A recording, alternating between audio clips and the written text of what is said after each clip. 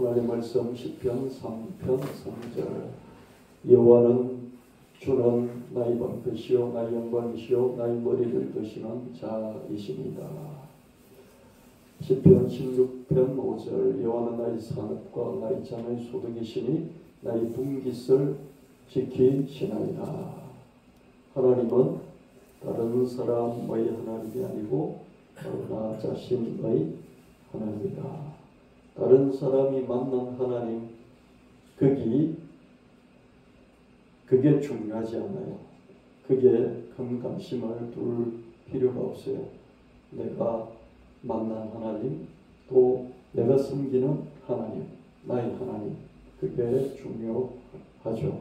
시편 18편 2절에 여호와는 나의 반석이시요 나의 요새시요 나를 건지시는 이시요 나의 하나님이시요 내가 그 안에 피할 나의 바위시요 나의 방패시요 나의 구원의 뿌리시요 나의 산성이시로다. 하나님은 나의, 여러분 한 분 한 분의, 여러분 자신의 하나님이시다. 시편 23편 1절 2절 여호와는 나의 목자시니 내게 부족함이 없으리로다. 그가 나를 푸른 불밭에 누이시며 실만한 물가로 인도하시는도다. 하나님은 나 자신, 나의 목자이시다. 시편 27편 1절 여호와는 나의 빛이요 나의 구원이시니 내가 누구를 두려워하리요. 여호와는 내 생명의 능력이시니 내가 누구를 무서워하리요. 하나님은 나 자신의 빛이고 나의 구원이 되시고 나의 생명의 능력이 되신다. 시편 89편 26절에 그가 나를 불러 주는 나의 아버지시며 나의 하나님이시요 내 구원의 반석이십니다 하리라.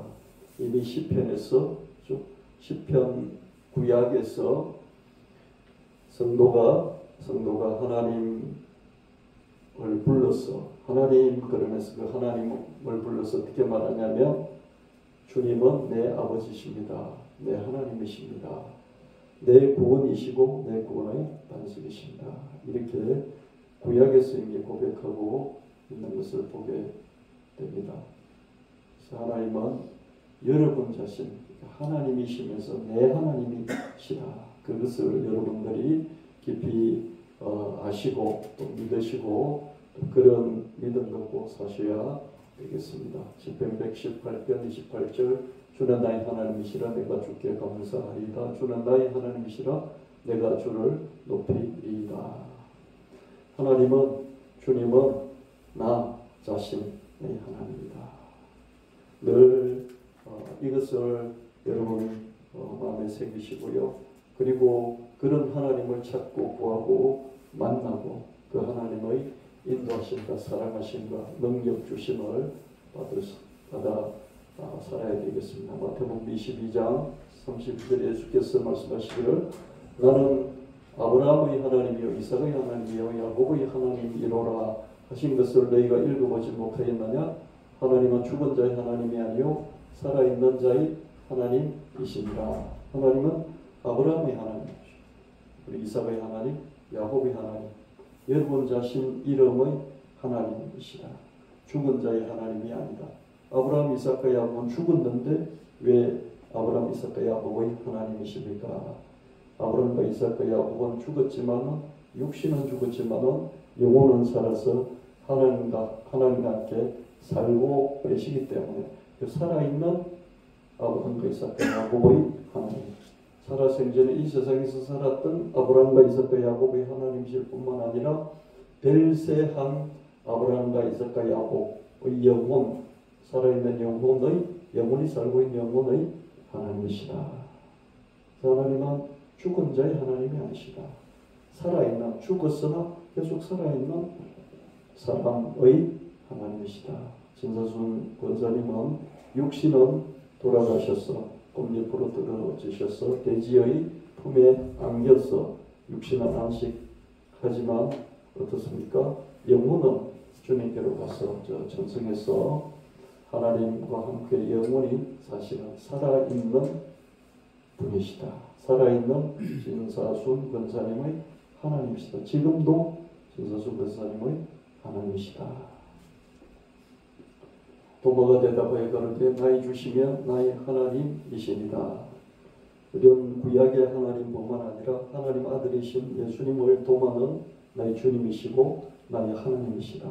예수님을 하나님이시다. 이렇게 고백하는 것을 볼 수 있습니다. 예수님은 여러분의 그리스도가 되시고 여러분의 목자가 되시고 여러분의 하나님 아들, 그러니까 여러분의 맏오빠, 맏형이 되실 뿐만 아니라 예수님은 하나님 그 자신이시다. 예수님은 나의 하나님이시다. 이렇게 여러분 믿으시고 고백할 수 있게 되기를 바랍니다. 제가 저희 장인 어른이 아프신 지가 좀 됐어요. 뭐 길게는 한 2년, 짧게는 1년, 더 짧게는 한 3, 4개월 정도 아프시고 또 중간중간 위독하시기도 하고 그랬습니다. 그런 것을 지켜보면서 그죠? 지켜보고 또 한 번씩 찾아뵙고 말씀도 나누고 그러면서 죽음에 대해서 생각을 제가 좀 더 해봤습니다. 이전에 저희 아버지 어머니가 별세하셨을 때는 그냥 나이도 아직 좀 더 젊었었고요.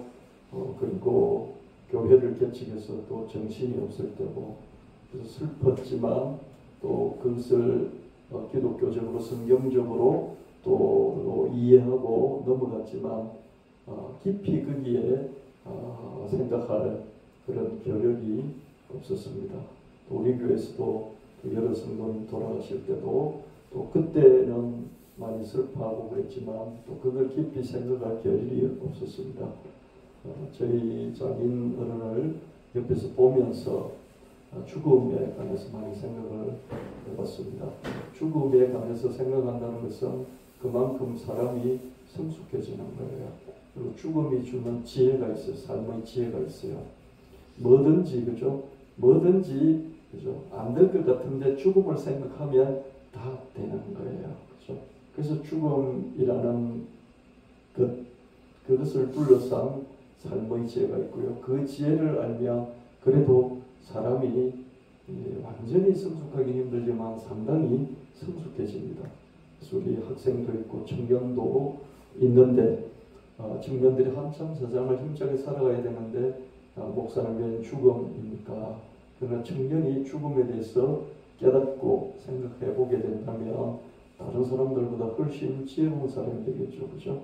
그래서 죽음에 관해서 어떻게 살아갈까와 함께 어떻게 죽을까에 대해서도 생각해 볼 줄 아는 이거를 80이 돼도 90이 돼도 죽기 직전에도 생각하지 못하고 죽음을 맞이하면서 두려워하기만 하는 그런 사람들이 많이 있습니다. 그래서 우리는 하나님 믿으면서 그러나 그 성경에서 미처 생각해 주지 못했던 것들도 우리가 생각해 보면서 죽음에 관해서 지혜를 얻는 좀 더 성숙해지는 저와 여러분 되시기를 예수님 이름으로 축원합니다. 중환자실 사람들이 원하는 하나님 뭘까? 요양원 사람들이 바라는 하나님은 공인이, 정인이, 공평인이 하는 그런 하나님이 아닐 것이다. 공인이, 공평인이 뭡니까? 똑바로 살아라, 똑바로 해라 그거잖아요. 중환자실에 있는 사람들이 바라는 하나님은 무한한 우주의 위대하신 하나님, 이런 하나님을 이해할 것이다. 뭐 중환자실에 있으면서 무한한 우주의 무한하신 위대하신 하나님, 그러면서 하나님을 생각하겠습니까? 그죠? 수액 의존자들이 바라는 하나님, 우리는 밥을 먹잖아요. 걸어다니고 밥을 먹잖아요. 병실에 누워있잖아요.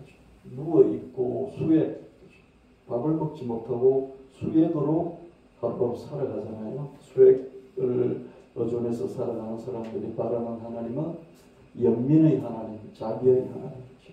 나를 불쌍히 여겨주고 또 한없이 내 삶이 어떻게 살았든지 자비를 베풀어주는 이런 하나님을 바라겠죠. 콧줄 연맹자들이 바라는 하나님, 우리는 입으로 밥을 먹고 위에서 소화하고 그러면서 왕성한 힘을 얻어서 살아가지만은 이 콧줄, 이 삼킬 수가 없었어. 음식을 삼킬 수가 없는 거예요. 제자인 어른이 돌아가시기 전에는 콧줄로 이제 영양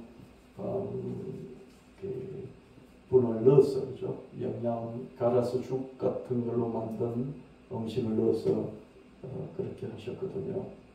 근데 그 음식도 탄수화물은 이게 들어가는데 단백질 같은 게 들어가지 못해가지고요.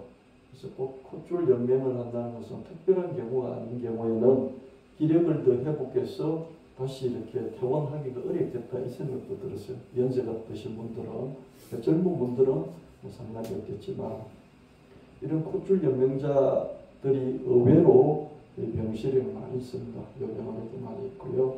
이런 사람들이 바라는 하나님은 어떤 하나님일까? 어머니 같고 아버지 같은 그런 하나님. 무엇이든지 나를 돌봐주고 내 편이 되어주시고 내가 잘못해도 다른 사람은 나에게 돌을 던질지라도 나를 감사하면서 내 편이 될 수 있는 어머니 같고 아버지 같은 그런 하나님이시겠지. 어려운 하나님을 말하죠. 어렵다 그러면 여러분 어려운 건 좋은데 그죠? 어렵다 보니까 어떻습니까? 어렵지 않은 거에 대해서 이렇게 재판을 하고 벌을 줄 것 아니에요. 그죠? 그래서 어려운 하나님 참 좋은데 그죠? 어려운 하나님 너무 좋고 위대하신 하나님 좋지만은 나하고는 너무 멀어지잖아요. 그래서 어려운 하나님 말하지 말고 위대하신 하나님 말하지 말고 연민과 자비의 하나님을 말하고 엄마 아빠 같은 하나님을 말하라. 그래서 여러분들이 요양원이나 또 요양병원이나 중환자실, 병실 이런 데 들릴 기회가 있으면은 이분들이 바라는 하나님은 연민과 자비의 하나님, 사랑의 하나님, 어머니 같고 아버지 같은 하나님이지 이렇게 막 위대하고 무한하고 뭐 어려우신 이런 하나님이 아닐 거다. 저는 넌 연민과 자비의 마음으로 바라볼 수 있어야 되겠습니다. 엄마 아빠 같은 하나님을 말해줄 수 있어야 되겠죠. 요양원 사람들의 하나님, 중환자실 사람들의 하나님, 수액 의존자들의 하나님, 콧줄 연명자들의 하나님, 누워있는 사람들의 하나님, 눈이 감겨서 뜨지 못하고 있는 사람들의 하나님, 계속해서 누워있고 눈이 감겨있고 말이 없는 사람들의 하나님, 숨이 가쁜 사람들의 하나님. 하나님은 저들의 숨소리를 들으실 뿐만 아니라 숨소리를 보시는 거예요. 하나님은 저들의 마음, 뭔가 마음이 있겠죠. 그죠? 말도 못하고 의식이 없는 것 같지만은 마음이 있을 거예요. 그 마음을 하나님이 들으신다. 자기 생각조차도 마음조차도 뭔지 이게 잘 모르는 그 마음을 하나님은 들으신다. 아멘.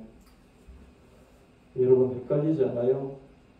내가 뭔가 생각하는데 이 생각을 누가 할까? 내 생각을 내가 모르는 거예요. 내 생각이 어떤지 막 분산이 돼 있고 희미하고 나도 모르겠는 게 내 생각을. 근데 하나님은 그것을 아신다는 거죠. 그저 저들과 함께 하시는 하나님이다. 이런 요양원, 중환자실, 수액, 콧줄 이런 것으로 살아가는 누워있고 눈이 감기고 말이 없고 숨이 가쁜 이런 사람들은 그저 하나님은 함께 하시면서 말이 없으시고 저들에게 공의니 정의니 뭐 이런 말씀을 하시지 않고 먼저 그의 나라와 그의 의를 구하라 이런 말도 하시지 않을 것이다. 저는 중환자실에 있는 많은 사람들을 보며 이런 마음으로 다가가는 그것이 목회겠다 이 생각을 해봤습니다. 목회는요 여러 가지가 있는데요. 사회적인 목회가 있습니다. 사회적인 목회는 이런 어려운 상황에 빠진 사람들 편이 되어서 예수님처럼 정권, 권력, 악의 세력하고 막 붙어 싸우는 그렇죠? 이게 사회적인 목회입니다. 그렇죠? 요즘 이게 많이 발전이 되어 있습니다. 그래서 교회도 좀 의식이 있는 교회, 좀 의식이 있는 성도들은 권력과 막 붙어 싸우는 실제로 행동으로 하는 그런 신앙생활을 하고 있죠. 그죠? 또 그러다 보니까 그런 것 따지지 않고 무조건 연민과 사랑과 긍휼하심으로 바라보는 그런 하나님을 또 놓쳐버리기도 합니다. 그래서 이런 중환자실 사람들이 바라는 하나님은 뭘까? 제가 중환자실 저희 자녀들은 교수님이 왔다 갔다 하면서 이런 생각들을 좀 많이 해보고 정리를 해봤습니다. 본향으로 돌아가는 여정. 나 홀로 저 고개를 넘어가야 해. 여러분 산에 고개 넘어가 보셨습니까? 이렇게 고개를 넘으면 다른 동네로 가잖아요. 그죠? 다른 동네, 이 동네에서 고개를 넘으면 저 다른 동네로 가요. 나 혼자 저 고개를 넘어가야 해. 아무도 저기까지는 동행할 수 없어요. 어느 정도까지 따라오죠. 그죠? 같이 오다가 저 고개 넘어가는 크기까지는 따라올 수가 없어요. 시끌벅적 조문격이 많이 넘쳐나도 인생의 끝은 어차피 고독사. 저는 젊을 때부터 이 장례할 때 조문객들이 많이 찾아오고 그런 게 참 좋았어요. 이 사람은 인생을 잘 살았구나. 그 자식들도 잘 됐구나. 그런 생각들 많이 했죠. 그래서 나도 우리 부모님들 돌아가시면 사람들 많이 왔으면 참 좋겠다. 그런 인생을 살면 좋겠다. 그런 생각들을 했었어요. 그러다가 나이가 이제 40대, 한 50대 이렇게 접어들면서 인생은 어차피 고독이구나. 군중 속의 고독, 가족과 있어도 고독을 느끼고. 그렇죠? 우리는 인간으로 살아가잖아요. 사람과 사람 사이에서 관계를 맺으면서 살아가는데 그러나 그 관계도 나 홀로 있을 때는 다 끊어지고 나 혼자가 되잖아요. 그걸 고독이라고 해요. 외로움과 다른 것이죠. 고독은 그냥 자기 혼자, 그걸 고독이라고 해요. 그러니까 죽을 때는 다 고독이잖아요. 저 고개 중간까지 따라올지 모르지만 그 고개 넘어갈 때까지는 아무도 따라오지 못하거든요. 그 고독사예요. 인생의 끝은 전부 다 고독사예요. 이런 것들을 좀 젊을 때 자꾸 생각해 놓으면요. 죽음에 대해서 그렇게 두려움에 떨면서 살지는 않습니다. 근데 많은 사람들이요. 죽음을 너무 무서워해요. 실제로요. 친구가 어디까지 나와 함께 걸어줄까? 가족이 어디까지 나와 함께 걸어줄까? 친구는 늘 가까이서 걸어줄 것 같고 가족들도 늘 가까이서 걸어줄 것 같지만 여러분 그렇게 여러분 부모와 그렇게 오랫동안 가까이서 그렇게 걸어주셨습니까? 불가능하잖아요. 그렇죠? 가까이 있을지라도 돌아가실 때 그게 머물기가 힘들고요. 저도 저희 어머니 아버지 임종을 보지를 못했어요. 아마 우리 형제들 아무도 못 봤을 거예요. 왜 그렇습니까?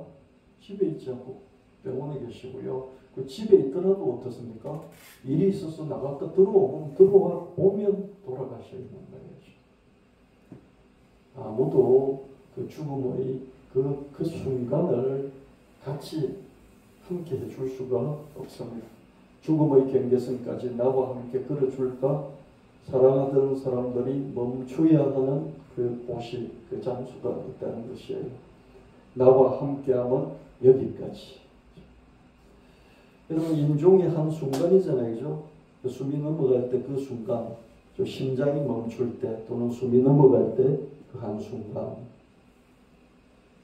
그 한순간을 같이 해줄 수가 없고요. 또 거기까지 올 때까지도 같이 하기도 어려운 경우가 있어요.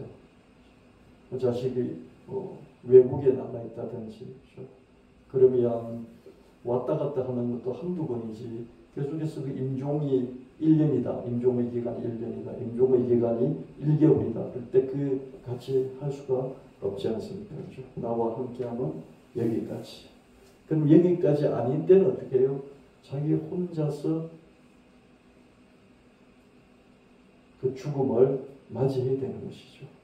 이런 준비를 나이 들면서 여러분 50대 되고 60대, 70대, 80대 되면 한 번씩 생각해서 정리를 해둬야 돼요. 아멘. 젊은이들은 듣고 그런가 보다 하면서 조금 더 지혜를 얻고요. 살아가는 지혜를 더 많이 얻으시기를 바랍니다. 제가 젊은 사람들에게는 살아가는 지혜를 더 많이 막 99% 그걸 이야기했을 겁니다. 그래서 오늘 여러분 이걸 더 한번 생각해 보시길 바랍니다. 서로 잡았던 손을 놓아줘야 돼요. 여러분 임종의 순간이 하더라도 어떻습니까? 아버지 어머니 손을 잡겠죠. 그죠? 또 아버지 어머니 얼굴을 보겠죠. 그죠? 맞습니까? 그러나 돌아가시는 순간에 어떻습니까? 손을 놔야 돼요. 손을 놓고 돌아가십니다. 나를 바라보던 그 눈도 멈추시고 감으시고 돌아가는 거죠. 이게 임종입니다. 마주 향한 시선들을 남기고 나 홀로 죽음의 문턱을 넘어서 신 앞에 단독자로 서야 해요. 죽음 문턱을 넘어가서 거기서 이제 신을 하나님을 만나서 그 앞에 나 혼자 섭니다. 내 자식들이 배노인으로 따라가 줄 수도 없어요. 인생은 나 혼자임을 깨닫는 한편의 큰 시다. 인생은 한편의 시인데 결국은 그 시를 처음부터 끝까지 다 읽어봤더니 나 혼자네? 이걸 깨닫는 게 인생이라는 거죠. 나 홀로 서야 하는 그 순간의 숭고함. 그러니까 죽기 전에 그죠? 죽기 전에 만약 시간이 많다면 자식 불러서 또 오늘 유언하고 한 달 후에도 안 죽었으면 어떻습니까? 또 불러서 또 유언하고 너희들끼리 우애 있게 사랑하면서 잘 살아라. 그 말 하겠죠. 그죠? 근데 한 달 후에 안 죽었어요. 그럼 또 불러가지고 그 말 또 하겠죠. 그죠? 그런데 나 홀로 이제 그 말 안 하고 나 혼자 진짜 서서 저 고개를 넘어가야 되고 문턱을 넘어가야 되고 이제 하나님 앞에 서야 되는 그 순간은 정말 숭고한 거죠. 위대하고 아무도 없으니까. 그죠? 자기 혼자니까. 절대 고독이 주는 자유의 완전함. 이제는 너희들끼리 서로 살아가면서 우애 있게 살아라. 그게 내가 엄마 아빠가 바라는 거야. 나는 이 말도 할 필요가 없어요. 이제 그런 거 다 내려놓고 절대 고독. 완전히 자기밖에 없는, 아무도 가까이 따라와 줄 수 없는 그 경계선 지점에서 어떻습니까? 절대 고독이 주는 완전한 자유가 있는. 완전한 자유는 뭘까요? 완전히 내려놓는 거죠. 완전히 내려놓으니까 어떻습니까? 자기의 생명까지도, 육체적인 생명까지도 내려놓으니까 자유로운 거예요. 아마 죽는 순간은 정말 이제 죽기 전에는 막 고통스럽겠죠. 그죠? 근데 죽는 순간은 정말 희열일 거예요. 자유일 거예요. 인생의 완성은 절대 고독. 고독에 빠져보지 않은 사람은 인생의 깊이를 알 수가 없어요. 그래서 여러분, 사랑하는 아내, 사랑하는 남편, 사랑하는 자식, 사랑하는 부모, 혼자 있는 시간들을 가질 수 있게 해주는 것도 좋아요. 어떤 남편은, 어떤 아내는 너무 사랑해서 늘 붙어 있으면 되고, 그죠? 혼자 있으면 너 나 안 좋아하냐, 뭐 이런 걸 한다고 그러잖아요. 그죠? 혼자 있는 시간을 줄 수도 있어야 돼요. 왜냐하면 고독이 사람을 지혜롭게 만들고 고독이 사람을 성숙하게 만들기 때문입니다. 그래서 인생의 완성은 완전히 자기밖에 없는 그런 절대 고독의 순간이다. 절대 고독은 충만한 선물이다. 왜 그렇습니까? 모든 걸 내려놓고 이 절대적인 나홀로인 고독 속에서 어떻습니까? 자기의 그다음 삶을 바라봐야 되기 때문에 이제 충만한 그런 선물이 되는 것입니다. 본향으로 돌아가는 여정. 고개까지 왔지만 거기서 그 고개를 넘어서면 이제 본향, 나의 진정한 고향으로 돌아가는 그런 새로운 여행길이 열리기 시작하는 것이죠. 여러분, 제가 그런 말을 하잖아요. 이제 여기 벨세하시고 사흘 동안 영원히 여기서 함께 지내시다가 이제 천사를 보내서 영혼을 데리고 저 북쪽 길을 따라서, 황금길을 따라서 저 천성으로 천사가 인도할 것입니다. 제가 그런 말씀을 드리잖아요. 그렇죠? 그래서 본향으로 돌아가는 여정이다.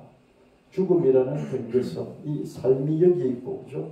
그다음에 죽음이 있는데 이 죽음은 여기 이 세상 삶과 저 세상 삶의 이 경계선, 이게 죽음이잖아요, 그죠? 절대 고독의 이 순간 아무도 함께 해줄 수 없으니까 절대 고독이죠. 진정한 나의 새발견 아무도 없고 나만 오로지 있잖아요, 그죠? 그래서 내가 누구인지를 발견하게 되는 그런 순간이 될 것입니다. 영혼이 안 죽고 살아있다는 거죠. 그러면서 자기 자신을 발견하게 되겠죠. 그죠? 여러분, 죽었을 때 자기 영혼을 자기가 발견했을 때 얼마나 당황스러울까요?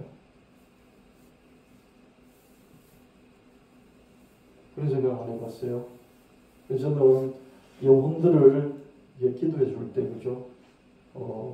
외롭지 않게 하시고, 당황스럽게 하지 않게 하시고, 영혼을 잘 준비시켜서 다음 세상으로 갈 수 있도록 하나님 천사를 보내서 잘 안내를 해주시고 길잡이를 붙여주시고 외롭지 않게 하시고 갈 때 그 시간에 죽어서 같이 가는 그런 동행하는 사람도 있게 해주세요. 동행하는 영혼도 있게 해주세요. 이렇게 기도를 해드리기도 합니다.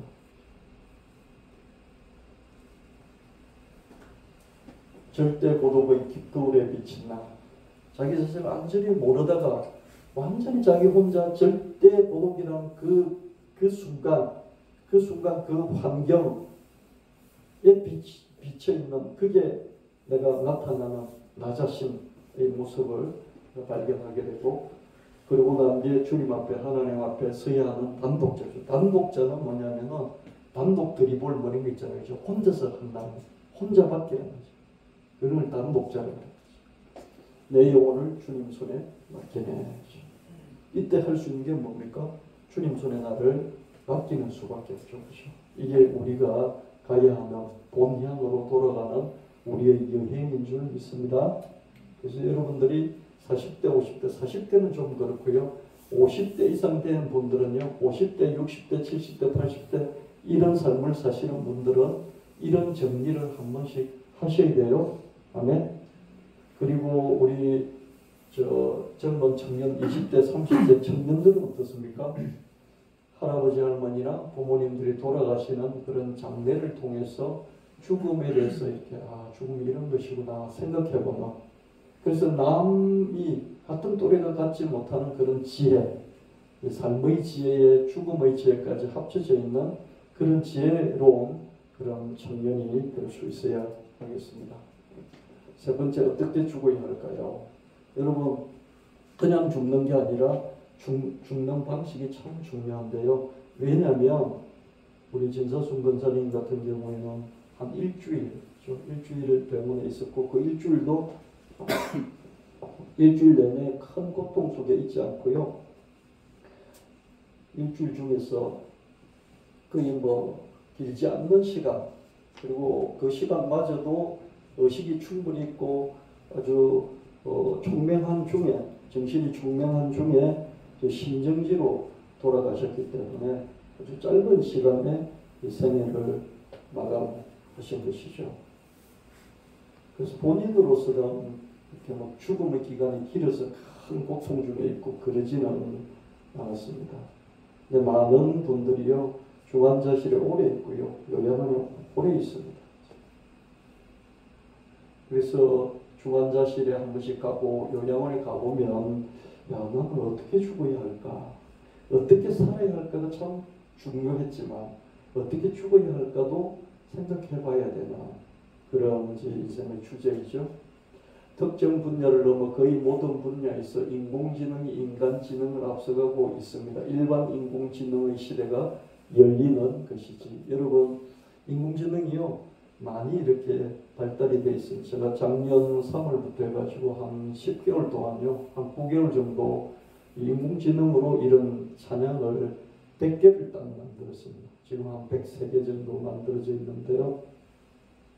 이건 제가 어떻게 한 곡도 만들 수 없잖아요. 저는 전혀 그 분야가 아니니까, 그죠? 근데 인공지능이 제가 활용을 하니까 103곡을 만들 수 있었어요. 그죠? 인공지능이 모든 분야에서 인간을 앞서 가려고 하는 그 단계에 와 있어요.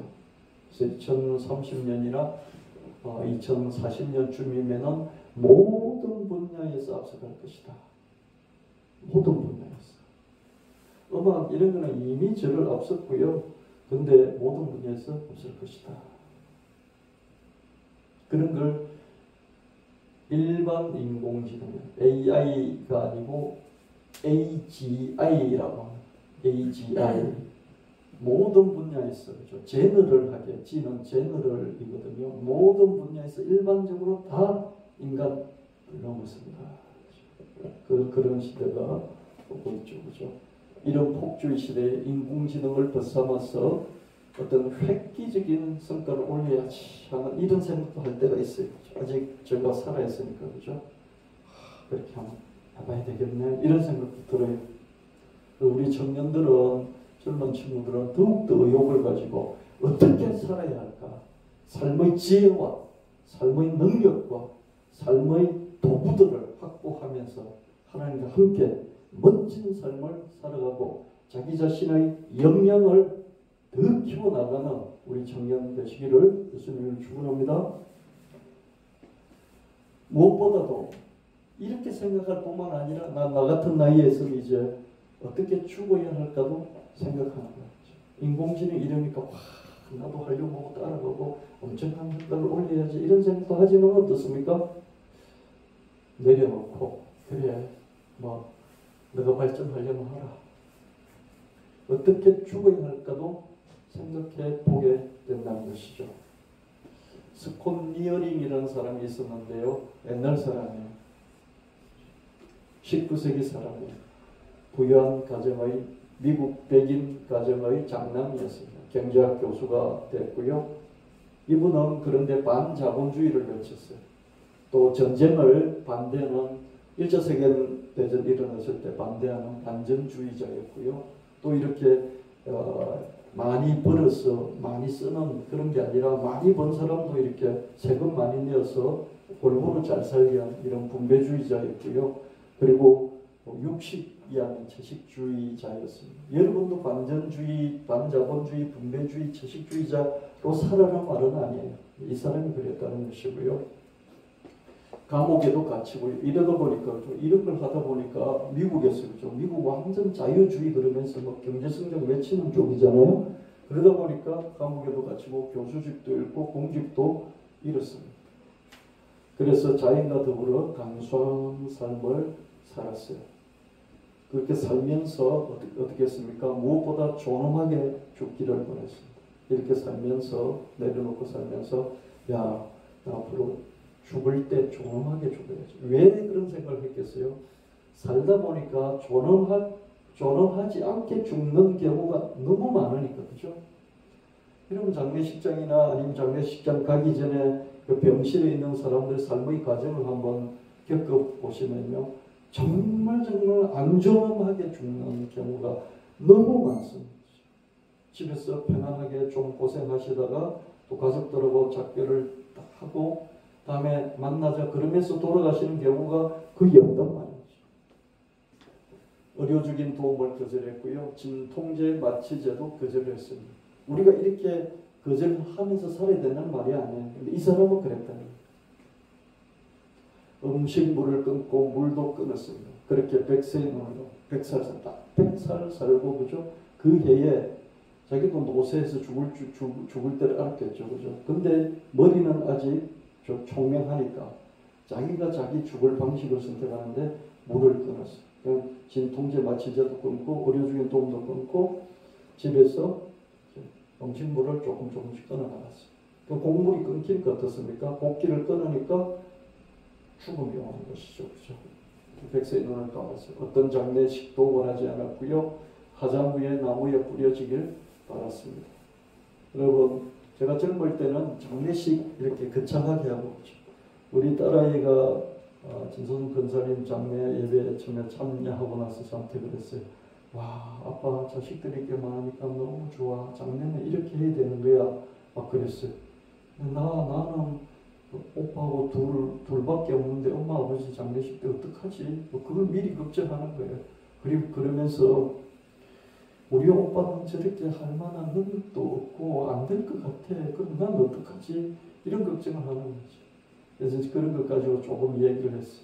얘가 오기도 전에 무안공항 참사가 있었잖아요. 제주공 항공 참사가 있어가지고 그것 때문에 아이가 많이 이렇게 마음이 트라우마 같은 게 생겨 있었어요. 그래서 아빠는 요즘 이런 걸 생각한다. 옛날 젊을 때는 장례식이 화려하니까 너무 좋고 나도 그렇게 됐으면 좋겠고 우리 부모는 저렇게 해야지 생각을 많이 했는데 아빠 요즘 생각은 장례 예배도 드리지 않고 아빠가 돌아가시면 누구 목사를 초청해야 되죠? 아빠처럼 이렇게 예배를 드려줄 수 있는 목사 누구를 초청해야 되죠? 막 그러는 거죠. 자기는 일본에 있는데 막 그런 걱정을 하고 그랬어요.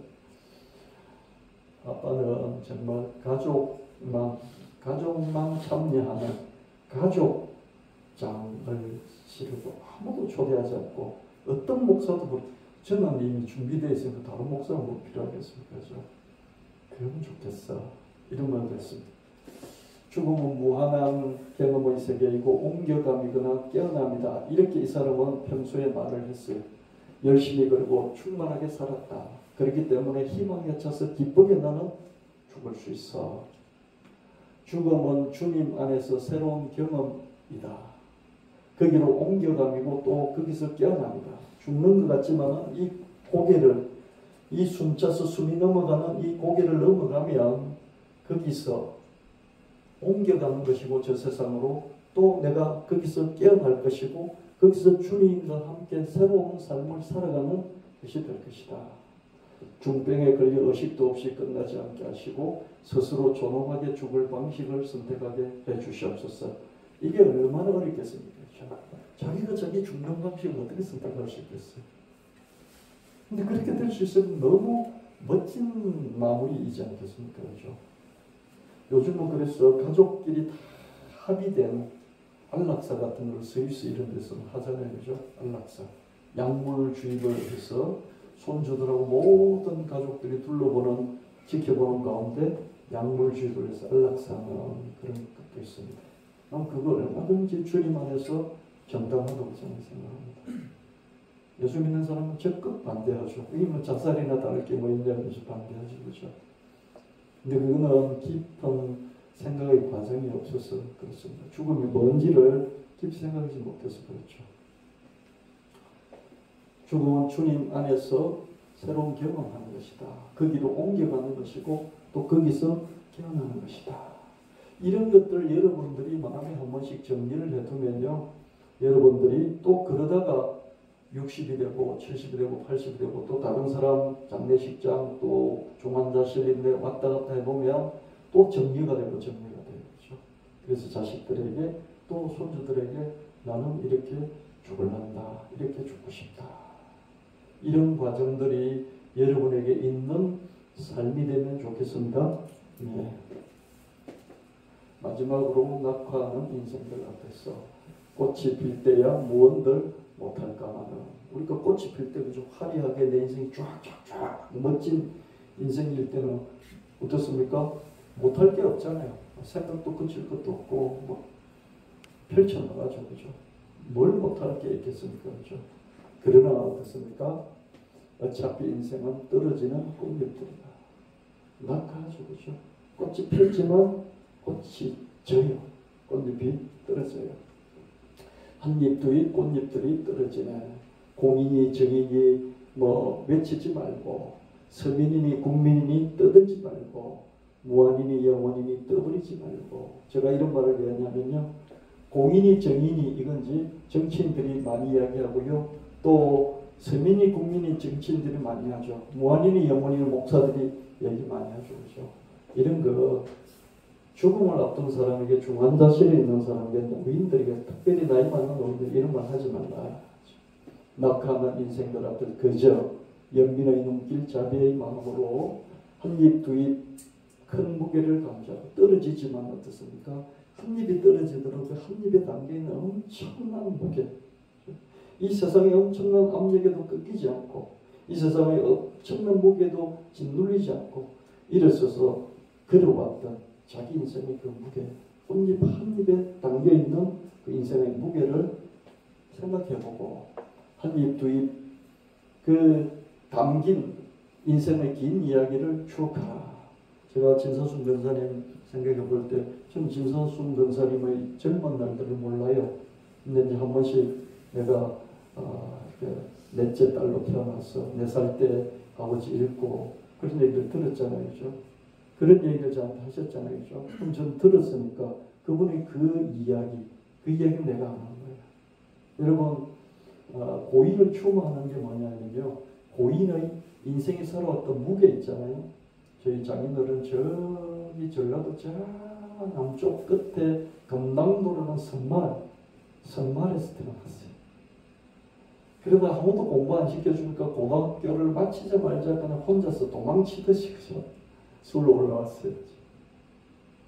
그렇게 해서 야간에 대학도 다니고 먹고 살려고 아르바이트도 하고 뭐 그러면서 그죠? 나중에 선생님이 됐고. 그래서 그 인생의 스토리들이 있잖아요. 나는 많이 몰라도 우리 딸들은 더 알겠죠. 그죠? 제 아내는 더 알겠죠. 그 스토리들을 보면 한 입 떨어지는 인생이지만 꽃 한 입에 불과하지만은 그 한 입에 담겨있는 스토리가 긴 스토리가 있어요. 그걸 추억하는 것이죠. 인생은 개화를 위한 준비. 우리 인생이란 뭡니까? 우리 청년들이 그죠? 뒤에 저 청년들이 멋지게 성공하고 성공해서 활짝 피기 위해서 지금 학생의 때 젊음의 때를 준비하잖아요. 그죠? 이게 인생이죠. 그리고 인생은 꽃이 피고 꽃이 활짝 피고 꽃이 피기 시작하고 활짝 피고 그러다가 꽃잎이 한 잎, 두 잎 떨어지는 거죠. 이게 인생이에요. 인생은 꽃으로 피어나서 꽃으로 살다가 마침내 대지로 돌아가는 꽃잎이 뚝 떨어서 대지의 품에 안기죠. 그 넓은 대지의 뱀이 꽃잎 한 잎은 정말 보잘것없잖아요. 근데 이 한 잎에 담겨있는 큰 무게를 우리는 어떤 인생도요, 그 떨어지는 꽃잎처럼 정말 가냘프지만은 그 꽃잎 한 잎에 담겨있는 인생의 큰 무게들이 있어요. 어떤 사람. 그리고 그 긴 자기만의 스토리가 있습니다. 살아있는 우리는 그걸 기억해야 됩니다. 아멘. 마침내 대지로 돌아가는 안식, 한 입 두 입 떨어지네. 사람들이 이제 별세하는 거죠. 낙하한다는 것은 흙으로 그 시신이 육체가 돌아가는 것이고, 또 영혼은 주님 품으로 영원히 본향으로, 고향으로 이 향을 하는 것이죠. 연민의 눈길, 자비의 마음으로 한 입 두 입의 큰 무게를 우리가 감지하고 한 입 두 입의 긴 이야기를 추억하는 것. 이게 돌아가신 낙하하는 인생 앞에서 우리가 가져야 되는 그런 자세이다. 살아있는 자의 자세이다. 그렇게 저는 이렇게 찬양 가사들을 만들어봤습니다.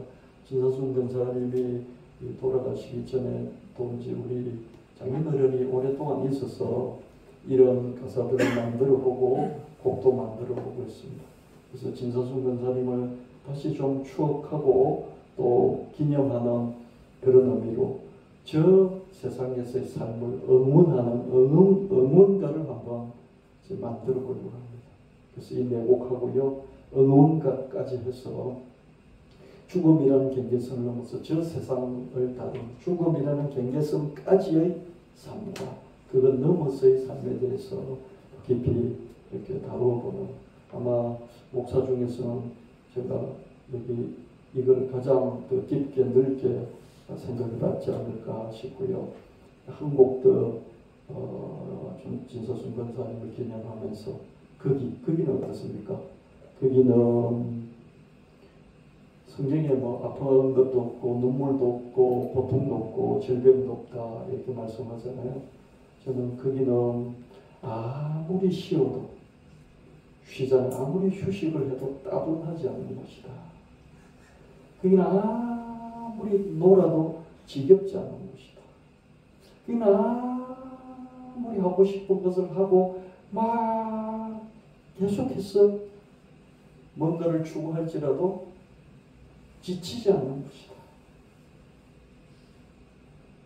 거기는 뭔가를 배우고 경험해도 늘 새로운 것이 있는 곳이다. 이렇게 한번 저는 정리를 내려봤어요. 그래서 이런 걸 내용으로 해서 거기서 행복하게 잘 사세요. 너무 행복하시겠어요. 자유롭게 행복하게 멋지게 사세요. 여러분 제사를 왜 드립니까? 제사밥 드시고 힘내서 끝이 잘 살아라고 제사를 드리잖아요. 그렇죠? 맞습니까? 우리가 드리는 조상 제사는요, 이 제사밥 드시고 오셔서 드시고 힘내서 그 세계에서 잘 사세요. 이게 제사밥 드리는 거예요. 우리는 제사밥 드리기보다는 돌아가신 분의 삶의 무게를 한 번씩 느끼고, 우리 엄마가 우리 아버지가 어떻게 살아오셨는지, 그렇죠? 그 다음에 삶의 스토리 이야기가 있잖아요. 그렇죠? 그분의 이야기가 있잖아요. 그렇죠? 들려준 이야기, 나와 함께 한 이야기가 있잖아요.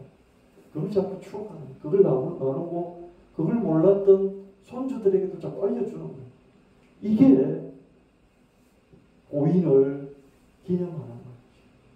길에 이런 거 하는 거죠. 뭐 이렇게 술 한잔 드리고 그거보다 그죠. 그리고 응원해드리는 거죠.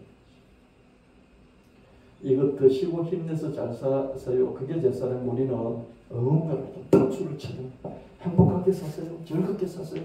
멋지게 사세요. 걱정 없이 사세요. 무한히 새로운 걸 공부하면서 사세요. 어머니, 여기서는 아무도 어머니를 공부시켜주지 못했지만 거기서는 끝없이 배우면서 똑똑해지시고 박사가 되시고 우리가 가면 많이 가르쳐주세요. 그러면서 다시 거기서 만날 날을 기억하는 그런 응원가를 제가 만들어 보고요. 또 같이 응원해보는 그런 시간도 한번 가져볼까 합니다. 이 네 곡을 한번 들어보시면서요. 여러분 지혜로운, 정말 지혜로운 여러분 되시고요. 또 이 죽음에 대해서 나름대로 여러분 나름대로 또 정리를 해나가시는 여러분 되시길 바랍니다. 네.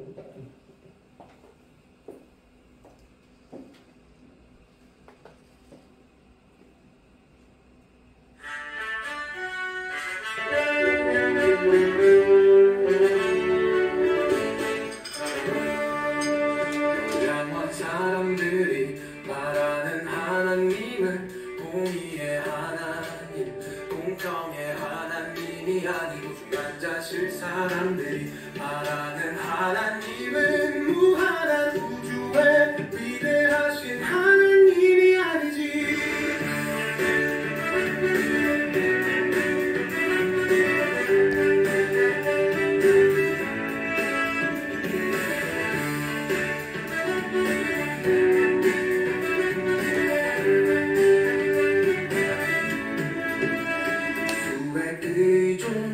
그리 말하는 하나님은 영민의 하나님, 자비의 하나님이겠고 고출 영영자. 그리 말하는 하나님은 어머니 같고 아버지 같은 하나님이겠지. 좋으신 하나님을 말하지 말고, 위대하신 하나님을 말하지 말고, 영민과 자비의 하나님 말하고, 엄마 아빠 같은 하나님을 말하라. 요양원 사람들의 하나님, 주관자식 사람들의 하나님,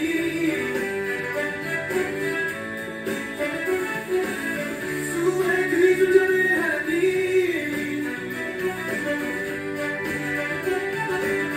고출 영영자들의 하나님, 누워있는 사람들의 하나님, 눈이 감긴 사람들의 하나님, 말이 없는 사람들의 하나님,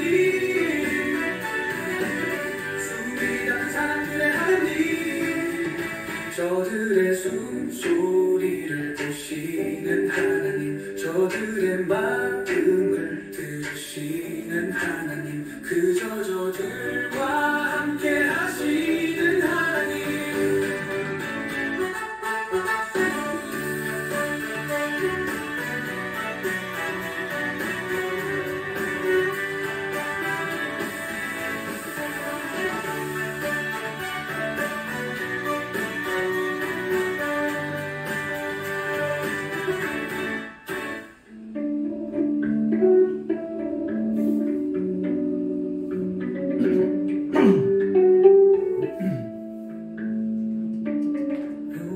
없는 사람들의 하나님,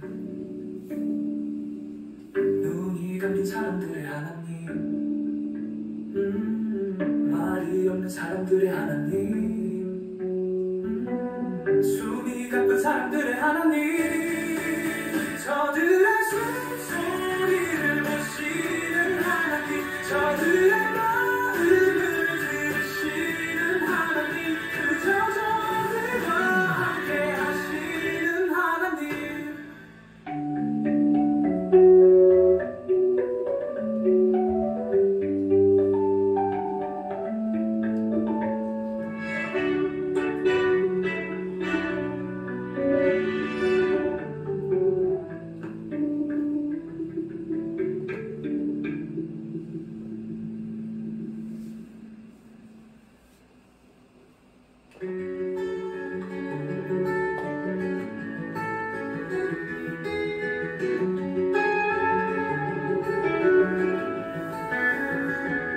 나 홀로 저 고개를 넘어가야 해. 아무도 저기까지는 동행할 수 없어. 시끌벅적 좁은 길들이 넘쳐. 나도 인생의 끝은 어차피 고독산. 친구가 어디까지 나와 함께 걸을까? 가족이 어디까지 나와 함께 걸을까? 죽음의 경계선까지 나와 함께 걸을까? 사랑하던 사람들이 멈춰야 하는 곳, 나와 함께하는 여기까지. 서로 잘했던 소리들 놓고 마주 향한 시선들 남기고 나 홀로 주위의 눈썹을 넘어 실 앞에 다른 옷자로 서야 해. 인생은 나 혼자임을 깨닫는 서사시. 나 홀로 서야 하는 순간의 흉보함, 절대 고독이 주는 자유의 완전함.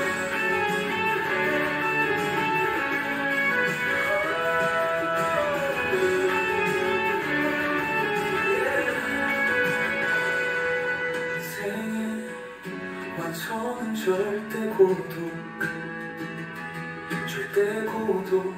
대충만한 선물, 본향으로 돌아가는 여정. 죽음이라는 경계선, 절대 고독에 있으면 친절한 나의 새발견. 절대 고독에 걸려있지. 주님 앞에 서야 하는 남자. 내 영혼을 주님 손에 맡기네.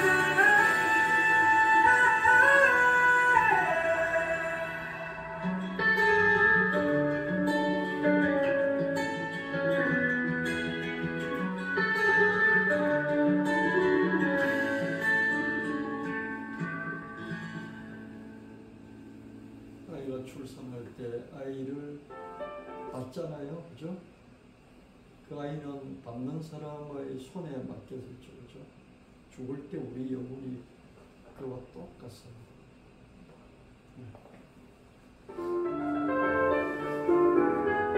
특정 분야를 넘어가 모든 분야에서 인공지능 인간지능을 앞서가고 있어. 일반 인공지능 시대가 열리는 것이지. 이런 복잡한 시대에 인공지능을 벗어나 어떤 획기적 성과를 올릴까도 생각하고, 무엇보다 어떻게 죽어야 할까도 생각하네. 스콘미어링은 부유한 가정의 장난이었어. 경제학 교수였지만 반자본주의를 외쳤어. 반전주의자, 분배주의자, 채식주의자였어. 감옥에도 갇히고 교수직과 공직도 잃었지. 자랑과 더불어 간소한 삶을 살았어. 무엇보다 좀 엄하게 죽기를 원했어. 의료적인 도움을 거절했고 진통제 마취제도 거절했지. 음식물을 끊고 물도 끓였어. 그렇게 백세 눈을 감았어. 어떤 장례식도 원하지 않았고 화장을 아무 아래 뿌려지게 세계이고 옮겨감이구나 깨어남이라고 보았어 열심히 그리고 충만하게 살았기에 희망을 지어서 기쁘게 간다고 밝혔어 죽음은 주님만의 새로운 경험이겠고 거기로 옮겨감이고 또 거기서 깨어남이겠지 중병에 걸려 의식도 없이 끝나지 않게 하시고 스스로 조용하게 죽을 방식을 택하게 하소서 죽음은 주님만의 새로운 경험 거기로 옮겨감 또 거기서 깨어남